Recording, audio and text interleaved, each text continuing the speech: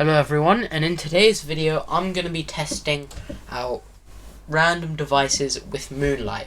Moonlight is a piece of software where you can locally stream from a bigger PC to any device pretty much, ranging from Windows device to all the way to a PS Vita. Now let's get started on this Windows laptop. To install it, all you want to do is search up Moonlight and click on the website, and there'll be an exe installer.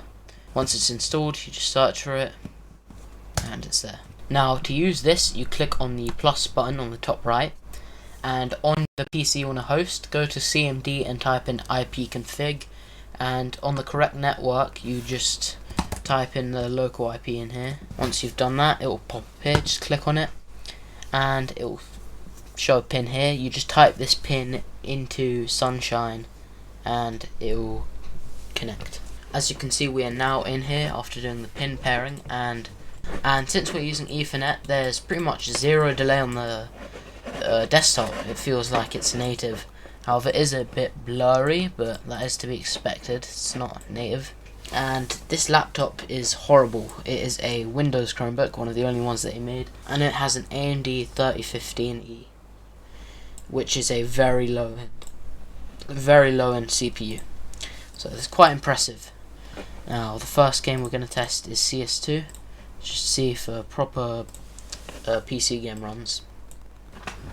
As you can see, oh my god, this feels amazing. As you can see, we are now in, and this feels amazing. There's no latency, and it's not even that blurry since this laptop's quite bad. It literally feels exactly like native running. I would not be able to tell, especially on this bad laptop screen. This just feels amazing. Why is there black borders? This just feels amazing.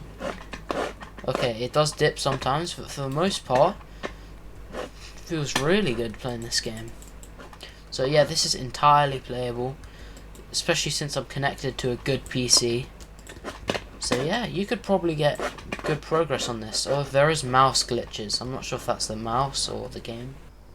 Starting with the Xbox, to get Moonlight, all I did was go up here to the Microsoft Store, clicked on it, and then googled searched Moonlight and installed it.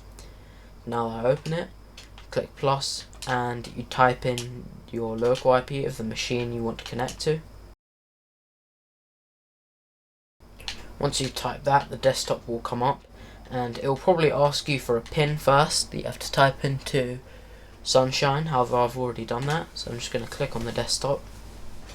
As you can see, we are now connected to the machine, so can't use the controller yet, can't use the mouse yet for whatever reason. On the Xbox controller it doesn't work, so I'm just going to open a game that supports controller using the mouse.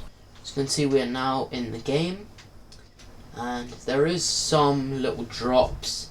This is, by the way, this is connected to a very good PC, so that won't have any problem running CS2 in the hundreds of FPS. So this latency is from the Moonlight. It's not a thing with the PC. I'd say it's quite playable, even though it has quite a bit of stutter. And by the way, this is connected to Ethernet on a good network, which you might not have at home, so the latency might be a bit worse for you at home. Yeah, I'd consider this quite playable if you just want to play on a controller on your Xbox or something, which you have to manually set up with a Steam input because CS2 doesn't support it, and you have to make sure your Sunshine settings are correct. But yeah, overall quite playable. As long as you're not doing anything competitively, it's fine. We are now doing this for the Android tablet, but to make it a little bit more interesting this time, I'm going to use this dock to plug in all the accessories like keyboard and mouse, and make it actually work properly for gaming setup. So first going to do the headphones. As you can see, we now have everything plugged in, including a controller and a keyboard and mouse, as long as the Ethernet to make it run better. So we're just going to open up. Now that we are in the app, the process is similar to the Xbox. Just click the plus, type in our IP, then we click on the desktop, and this part we didn't show on the Xbox, but there's the pin we just go over to your PC that you're hosting on and type in the pin in the Sunshine menu. Now that you've typed in the pin, it will pop up here with desktop or Steam. I'm just going to click on desktop. As you can see, we now have audio and everything working. We're on the desktop properly, and we can just test CS2 again. Right here, you're now in the game, and the screen looks quite bad. It's pretty blurry, even though I believe this is 1080p. So yeah, it does run fine. I wouldn't call this playable just because how small the screen is and just the bit of latency, but FPS totally fine. So yeah, it's better than what some people already have, I'd say. So pretty playable.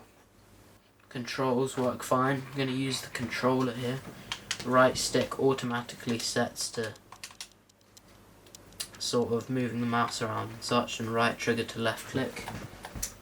As you can see, we're now playing with the controller. The controller fully works even though CS2 isn't natively supported. I'm just using Steam input to register the keyboard keys on the controller. The controller works fine. The X button's broken, but that's just this controller.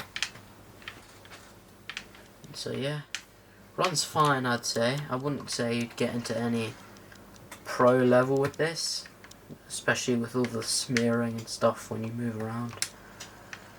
I'd say it's playable now. Latency went down, but you guys at home, as I say again, probably won't have this good internet, or may not be plugged into Ethernet, so don't expect similar results at home with what's here.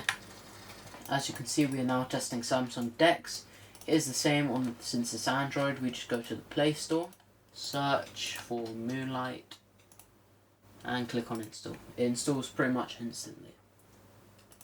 Now we'll click on open, and we just do the exact same thing we did last time.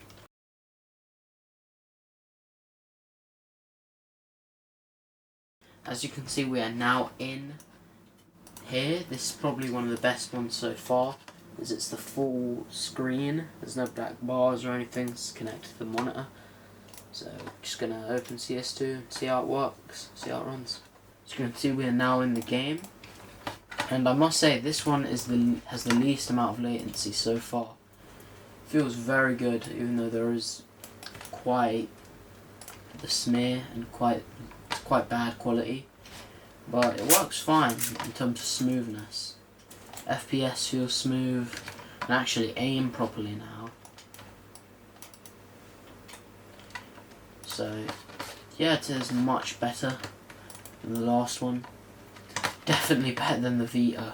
Big step up from the Vita, though not many people are going to be doing that probably, so it doesn't really matter. But yeah, I'd say this is quite playable. If you manage to get the quality better, you can probably use this properly. It's a proper piece of. If you manage, cut that out. Yeah, this one runs the best so far. Now we're going to try this on the PS Vita. There'll be some links in the description on how to set this up. As you can see, we are now in CS2. And after a lot of setup with the Steam input, I was finally able to get it working. Just got a kill there, headshot by the way. And it still doesn't work properly. Sometimes it fires on its own, sometimes it doesn't fire at all. That is to reload, which sometimes doesn't work. And I'm just constantly shifting sometimes. Not now, but earlier I was in the video. So yeah, it's running quite good actually. And sometimes when you press fire, it just presses the silencer. I think it's a combination of the input and the Steam controller and the input delay. But yeah, it's actually quite playable, I'd say, when you don't get controller issues, like this shifting problem. If you can get an actual proper Steam input set for this PS Vita, very playable. Although the only complaint I'd have is the small screen. I am connected to a very strong Wi-Fi, which is why it doesn't have much stutter. I'll show another game where the stutter is much more clearer. But right now, yes, quite playable. To the next game. As you can see, the next game I'm testing is Geometry Dash. This game there's a lot less detail, so you can probably see the stuttering here, and I can see this too, where it's hard to see. But I'd still say it's playable. By no means on a pro level. If you want to just play some of the main levels that aren't the demons, it works fine. This one did not require any fiddling with Steam input. Steam automatically just did the controller settings for the PS4 on Geometry Dash, and it works completely fine. Using the start button to select menu items and X to jump, or this right bumper here. However, if your Wi-Fi isn't as good at home, I wouldn't really suggest doing this at all, as you have horrible input delay, way worse than the one I have here.